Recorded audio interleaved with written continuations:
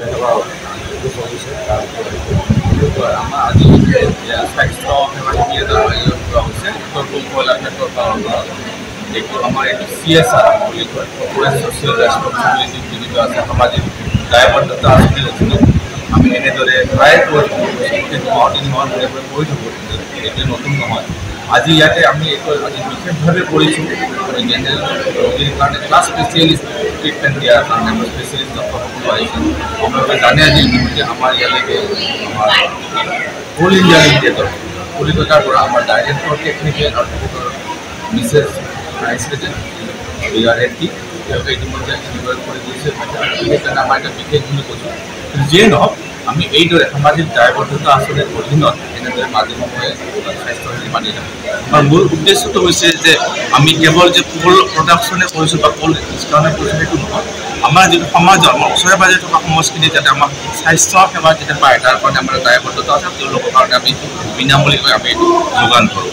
যিসকল ধৰক আমাৰ বহুত মানুহ আছে বা দূৰণিবতীয়া গাঁও কিছুমান আছে, ভিতৰুৱা অঞ্চল আছে, যিসকলে সহজতে চিকিৎসা সেৱা নাপায় বা ওচৰত চিকিৎসালয় নাই, তেওঁলোকে আহিব নোৱাৰে সোনকালে, সেইসকলৰ কাৰণে আমি ৰিম'ট এৰিয়া বুলি কওঁ, তাতে আমি এনেকৈ স্বাস্থ্য শিবিৰ পাতোঁ। তেওঁলোকক আমাৰ চিকিৎসকল আহে বিনামূলীয়াকৈ চাই, যিমান পাৰি য'ত কৰোণা আছে আমি তেওঁলোকক দৰৱ দিবলৈ চেষ্টা কৰোঁ।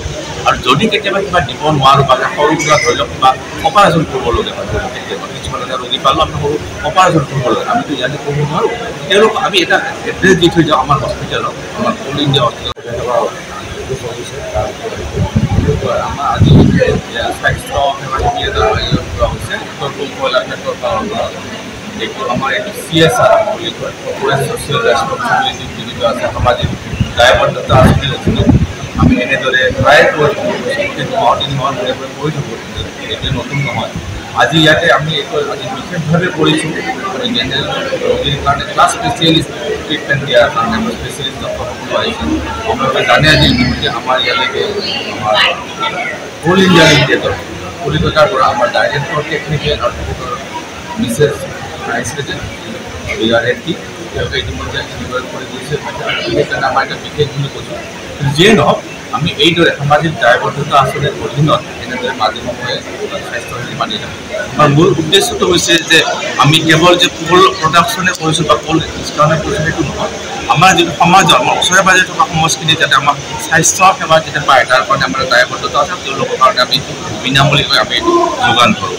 যিসকল ধৰক আমাৰ বহুত মানুহ আছে বা দূৰণিবতীয়া গাঁও কিছুমান আছে, ভিতৰুৱা অঞ্চল আছে, যিসকলে সহজতে চিকিৎসা সেৱা নাপায় বা ওচৰত চিকিৎসালয় নাই, তেওঁলোকে আহিব নোৱাৰে সোনকালে, সেইসকলৰ কাৰণে আমি ৰিম'ট এৰিয়া বুলি কওঁ, তাতে আমি এনেকৈ স্বাস্থ্য শিবিৰ পাতোঁ। তেওঁলোকক আমাৰ চিকিৎসকল আহে বিনামূলীয়াকৈ চাই, যিমান পাৰি য'ত কৰোণা আছে আমি তেওঁলোকক দৰৱ দিবলৈ চেষ্টা কৰোঁ। আৰু যদি কেতিয়াবা কিবা দিব নোৱাৰোঁ বা সৰু সুৰা ধৰি লওক কিবা অপাৰেশ্যন কৰিবলগীয়া হয়, কেতিয়াবা কিছুমান এটা ৰোগী পালোঁ আমি সৰু অপাৰেশ্যন কৰিব লাগে, আমিতো ইয়াতে কৰিব নোৱাৰোঁ, তেওঁলোকক আমি এটা এড্ৰেছ দি থৈ যাওঁ আমাৰ হস্পিটেলত, আমাৰ অল ইণ্ডিয়া হস্পিটেলত।